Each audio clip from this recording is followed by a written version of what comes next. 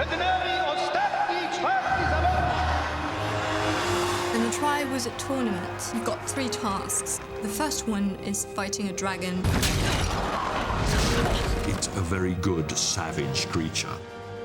Mike Newell is not only exploiting the humour, but also the drama. This is deeply serious.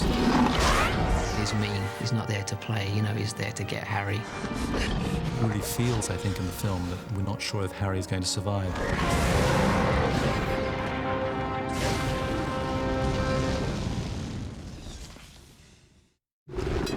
The first task, or the dragon sequence, is our biggest sequence on the movie. It's about 140 shots.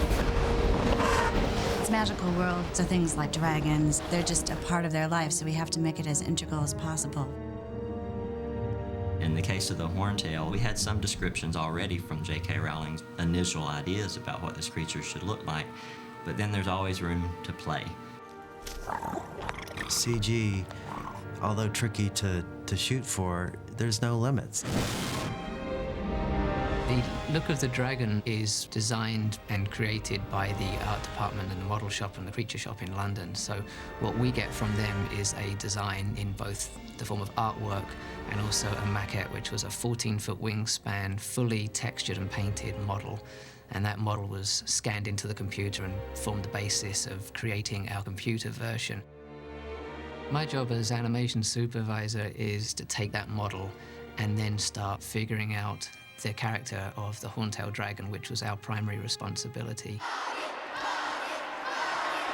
Harry steps out and is immediately attacked by this dragon of, monumental size. You see Harry in real peril. Steve Rollins really did a great job of finding that character and really making that dragon scary. What sets the horntail dragon apart is really more to do with his attitude and personality. I decided that birds of prey, eagles and hawks, the way they kind of fly and attack, their kind of posturing and their elegance was sort of a good starting point. There's a lot of twitchiness and a lot of unpredictability, which I think gets into that character and makes you really wonder, what's the dragon gonna do next? Dragon! Is he gonna hit him with the tail? Is he gonna blow fire on him? I think that really comes in the character, that scariness. Incorporating the dragon into the footage that was shot in the rock quarry set is always a challenge. You have a set that's already been built and lit, and you have a camera moves that have already been filmed based on something that's not there. Accio Firebolt! Dragon! A lot of the times, it comes down to a lot of different tricks depending on the shot. If Harry's in the stadium and he jumps off of a rock or something, oftentimes we'll actually transition into a CG Harry, so that we can either get him closer to the dragon or we can get him to jump on his broom. The biggest artistic challenges in dealing with the dragon is figuring out how he would fly.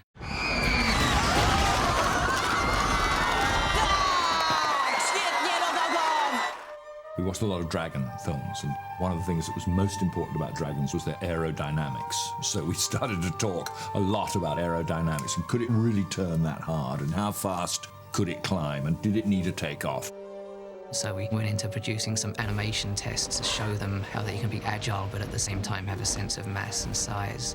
And these tests are what we show to the director and what they buy off on, and then move forward from there. Something else that we also found as we started working through the sequence was that he looked a lot scarier when he was kind of backlit, so more of a shape. Also, like when he opens up his wings, you see kind of light through the wings as if they're slightly translucent or transparent. First task had to just be something a little bit bigger than what was written in the book, and so when we came up with the sequence of flying around Hogwarts, it really put the pressure on us. It's all a virtual environment so that we could do anything that we wanted, and that makes for a much more cliffhanging experience, if you will. Part of the sequence where Harry gets knocked off his broom and lands on the roof. When Dan was holding onto that roof, there was quite a fall. Is it faster or slower or the same? It's pretty much the same speed. Same speed. You're going down the page. It was interesting because it was very, very physical, which I enjoyed.